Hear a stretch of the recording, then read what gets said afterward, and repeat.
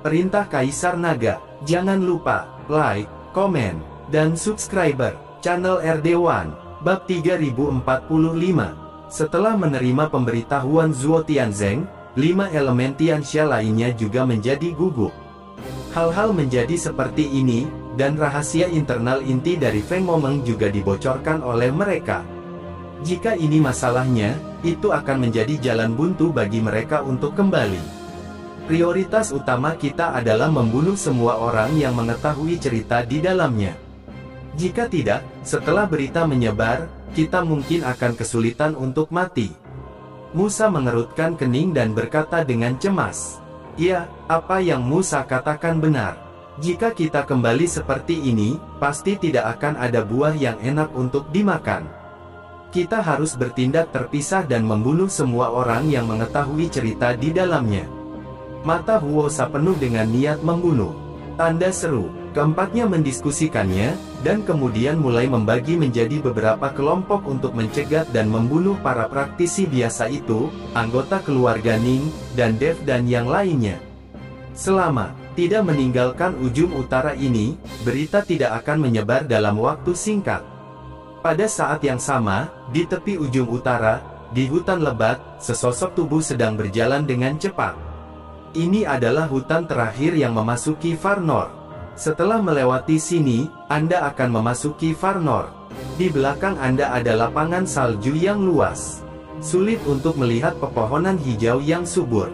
Di dalam hutan, suara monster terus terdengar, tapi setelah monster-monster ini mendekati sosok itu, mereka semua secara sukarela menyerah. Di bawah sosok itu, ada seekor harimau putih murni dengan mata merah. Orang ini tidak lain adalah Yihe yang dirawat oleh sang putri di Kabupaten Jialing. Setelah Dev pergi, putri dari Kabupaten Jialing mengeluarkan racun di tubuh Yihe. Sekarang Yihe pergi ke ujung utara untuk menemukan Dev. Dia takut Dev akan berada dalam bahaya.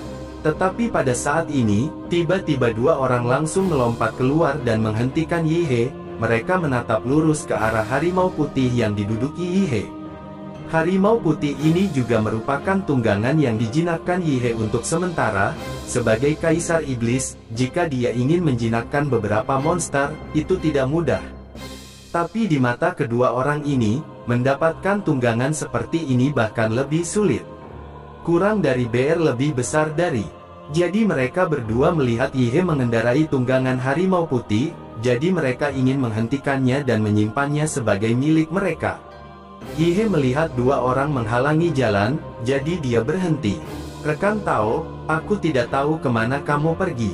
Salah satu dari mereka bertanya pada Yihe. "Pergi ke ujung utara untuk menemukan orang," jawab Yihe.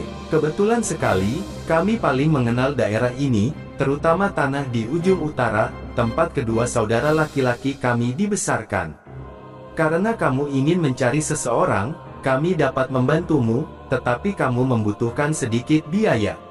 "Bantuan," kata pria itu dengan keras.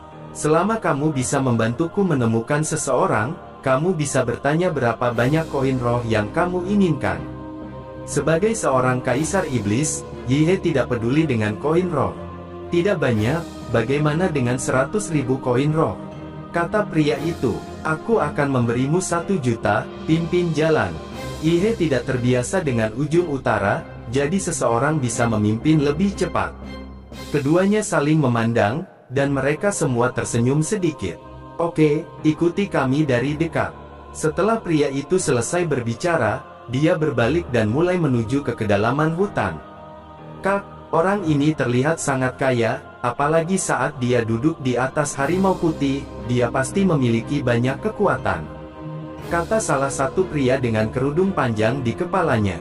"Aku sudah melihatnya sejak lama, itu sebabnya aku mengatakan itu.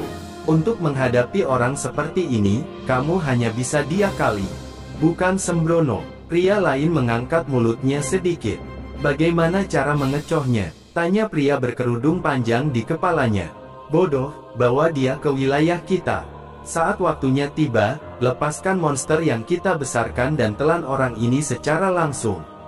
Uang di tubuhnya dan harimau putih yang dia duduki adalah milik kita semua." Pria lain berkata dengan bangga. Kakak masih pintar. Pria berjilbab panjang di kepalanya langsung memuji. Kurang dari B. Bab 3046. Yihye dari belakang hanya melihat dua orang di depan sambil mencibir. Dia tahu persis apa yang mereka berdua pikirkan, tetapi mereka berdua benar-benar berpikir bahwa Yihye tidak tahu apa-apa. Saat mereka terus masuk lebih dalam, ada gelombang raungan rendah dari seluruh hutan. Teman Taois, kamu harus berhati-hati, ada terlalu banyak monster di sini, sangat berbahaya.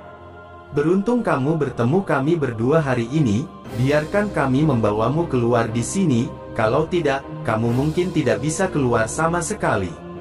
Pria terkemuka itu melihat kembali ke Yihye dan berkata, dia takut Yihye tidak akan bisa pergi setelah mendengar begitu banyak monster meraung rendah. Jadi, berapa banyak aku harus berterima kasih pada kalian berdua, kata Yihye dengan senyum tipis. Tidak perlu untuk itu, karena Anda membayar kami untuk mempekerjakan kami, inilah yang harus kami lakukan. Setelah pria itu selesai berbicara, dia mengedipkan mata pada pria di sampingnya. Pria dengan syal panjang diam-diam mengeluarkan sekantong bedak dari lengannya, lalu mengibaskannya ke tanah. Aroma aneh tercium keluar, dan tak lama kemudian ada langkah kaki kacau di sekitar hutan. Lusinan monster segera mengepung Yihye dan yang lainnya. Oh, kenapa ada begitu banyak monster? Ini menyusahkan, teriak pria terkemuka. Dia sengaja memanggilnya ke Yihye, agar Yihye tidak mencurigai mereka berdua. Itu benar, mengapa tiba-tiba ada begitu banyak monster yang muncul? Terlalu menakutkan. Pria lain dengan syal panjang di kepalanya juga berteriak. Yihye menyaksikan penampilan keduanya, dan tiba-tiba tertawa. Tidak perlu berakting lagi, kamu menipuku di sini, apa yang kamu inginkan? Ketika keduanya mendengar ini, Yihye benar-benar mengetahui rencana mereka, dan segera berhenti berpura-pura. Rekan Taois, serahkan uang dan tungganganmu, dan kami tidak akan menyakiti hidupmu, bagaimana menurutmu? Pria terkemuka itu bertanya, berdasarkan kalian berdua, apakah kamu lawanku? Kata Yihye dengan senyum dingin. Bukan hanya kami berdua di sini. Lusinan monster ini semuanya dibesarkan oleh kami. Selama kami memberi perintah, kami akan mencabik-cabikmu. Pria terkemuka itu berkata dengan bangga. Tanda seru, benarkah? Kenapa aku tidak percaya? Yihye memiliki ekspresi lucu di wajahnya. Kau tidak percaya padaku, kalau begitu akan kutunjukkan. Melihat bahwa Yihye tidak percaya, pria berkerudung panjang itu menjentikkan jarinya dan berkata pada iblis serigala, pergilah, gigit dia. Tapi serigala setan itu berdiri tak bergerak, seolah-olah dia tidak mendengarnya sama sekali. Pria itu tertegun sejenak, lalu berkata dengan keras lagi, gigit dia. Serigala iblis itu masih tidak bergerak.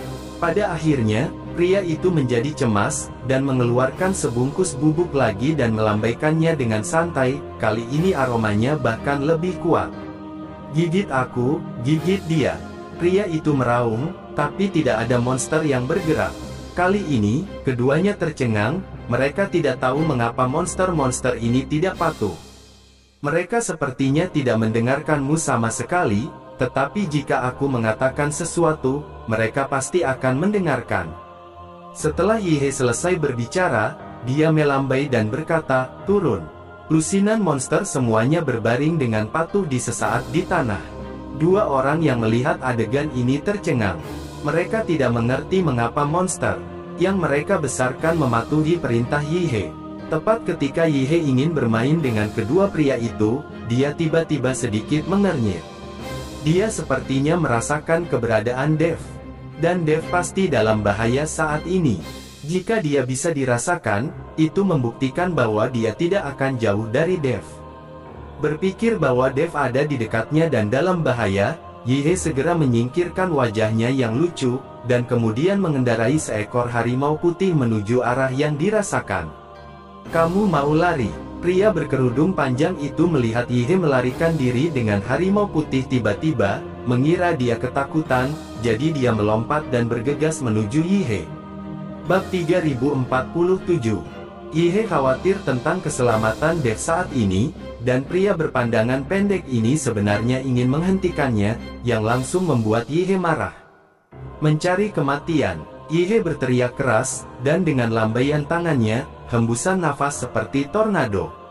Kemudian pria dengan kerudung panjang di kepalanya melihat ini, dan sebelum dia sempat bereaksi, dia langsung dihancurkan oleh nafas ini. Bahkan tidak ada mayat yang tertinggal.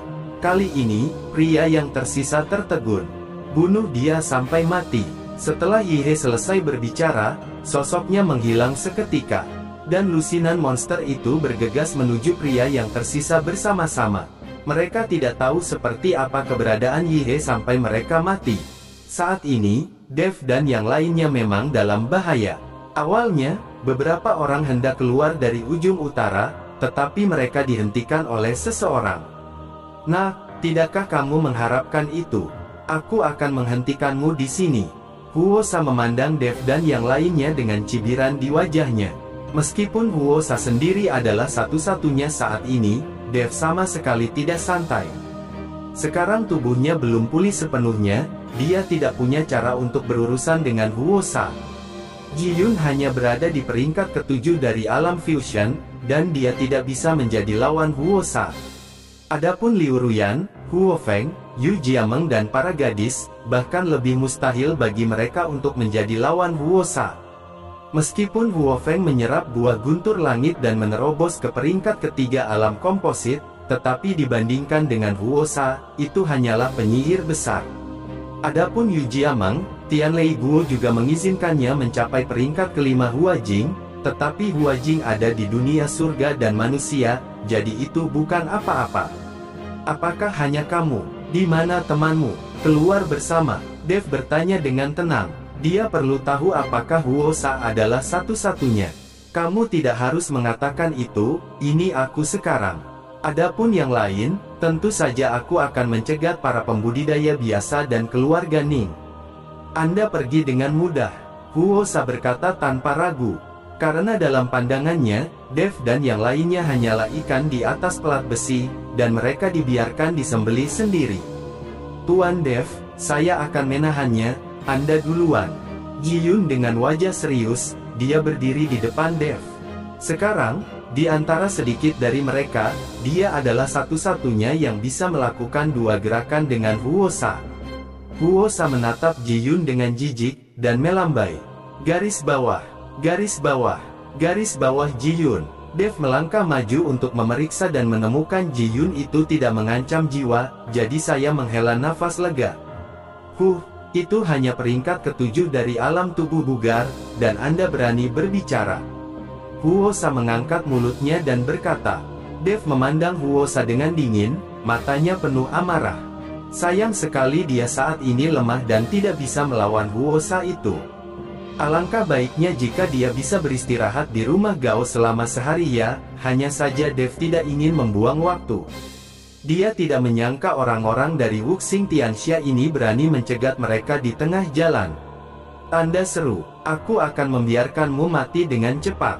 Jika tidak, setelah aku membunuhmu, aku bermain dengan anak-anak ayam ini, kata Huosa dengan seringai di wajahnya. Huo Feng dan yang lainnya mendengarkan kata-kata Huosa, dan masing-masing memasang ekspresi marah.